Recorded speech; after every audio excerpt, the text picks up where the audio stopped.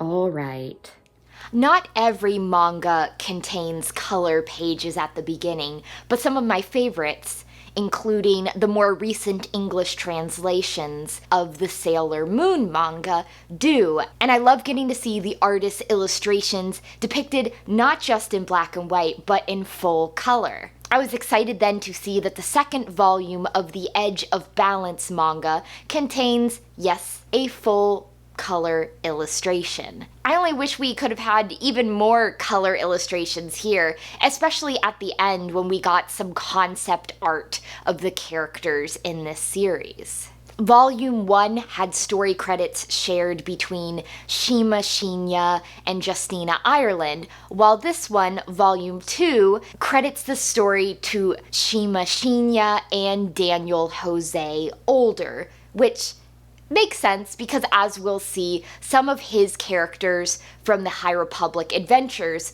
reappear briefly here. So, a brief summary. When Jedi Knight Lily Tora Asi learns that the recent Drengir battle on Banchi was actually part of a coordinated Nile attack, she is determined to protect her new home on her own, as Master Arkoff is off helping with a Jedi investigation. Lily vows the temple will not be put in danger again, but when a disruptive, unannounced visitor arrives, Lily must protect her Padawan Kieran, the younglings, and all the settlers on Banchi from a growing Nile threat that is even closer than she can imagine. So first, the good.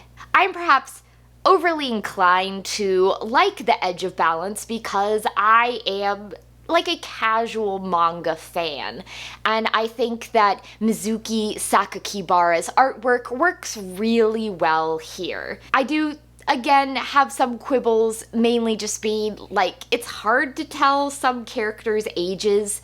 The way she seems to draw people, you either have very young or you have adult, and there's not really a lot of in between or a lot of ways to differentiate like how old Lily is compared to other characters she encounters. I think that's especially telling here when Lily briefly returns to Starlight Beacon and runs into Zine and Lula from, among other things, the High Republic adventures. And they all look the same age, but Lily is a Jedi Knight and Lula is a Padawan, so I don't know. It's manga. Everyone just looks sort of like the same, but it is an art style I very much appreciate. And this is definitely Lily's story here, that after the Drengir attack in the first volume, she just wants to keep everyone safe. She wants to build a place that they can retreat to. She wants to make sure everyone's prepared. But as their unannounced visitor tells her, she can't be like stone or she'll break. She needs to be like water. And so it's Lily having to adapt to the situation she finds herself in and finding new ways to cope and new ways to counter this Nile attack and live through this.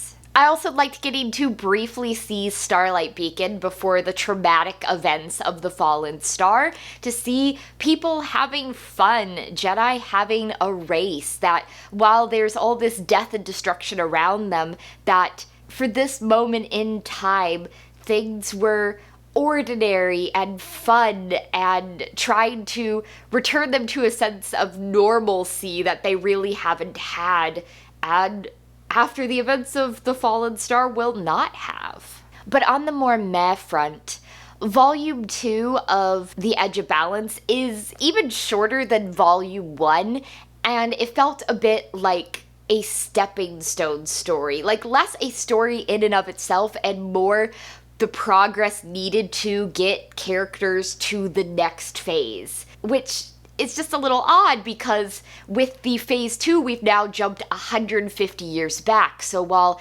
the end of the book teases The Edge of Balance Volume 3, that will not be coming for quite some time. It's basically Lily and the people of Banchi preparing for future attacks, Lily going to Starlight Beacon, Lily hearing about communication failures, heading back to Banchi and finding the Nile there attacking. The Nile are in search of something hidden in the Jedi Temple, but we don't know what? And they're able to forestall the Nile attack by basically choosing to destroy the Jedi Temple. And with the news that Starlight Beacon has fallen, everyone evacuates back to Coruscant except for Lily and Sav, who choose to stay behind to figure out what the Nile are looking for and protect Banchi. And that just didn't feel like a lot of story here. I mean, it's manga. You don't expect a super in-depth tale.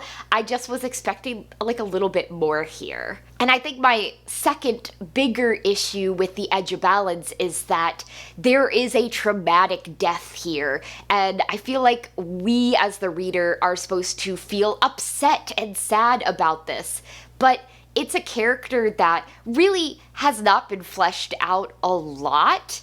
Kieran, Lily's Padawan, seems like a nice boy, a good kid.